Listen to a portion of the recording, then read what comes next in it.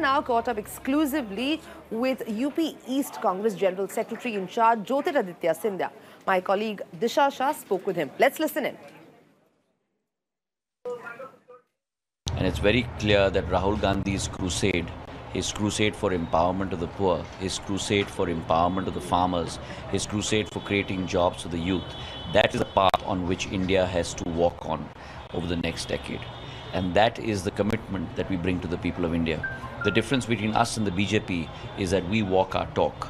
The BJP has a habit of always promising, over-promising and under-delivering. And that's the difference between the Congress and the BJP.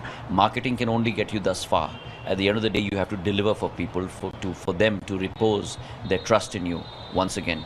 Just calling yourself a chowkidar is not good enough. You've got to make sure that you keep our borders safe. You've got to make sure that you keep our country safe. You've got to make sure that you make prosperity come home to every single citizen of our country, fronts on which the BJP has failed miserably. Sir, in the last 4 months or so, Congress has announced slew of schemes as far as for the farmers' welfare is concerned. On Monday also, just a while ago, Rahul Gandhi, he did announce that every family, the 20% of the poorest family in India, they will get 72,000 per annum. And so how is, if the Congress is voted back to power, so how is the government going to ensure that at least 72,000 per annum will reach the poorest of the poor, especially here in India? That's the difference between us and the BJP. You asked us the same question when we promised the farm loan waiver in Madhya Pradesh. The difference between us and the BJP is that we believe that the first right on the resources of the state or on the resources of the center belongs to the people of India, belongs to the farmers of India, belongs to the poor of the poorest in India. At the top, bring about higher GDP growth, greater employment, greater prosperity. Through that, the financial resources that are brought in to the state exchequer, use that to create a safety net for the most vulnerable people in our country.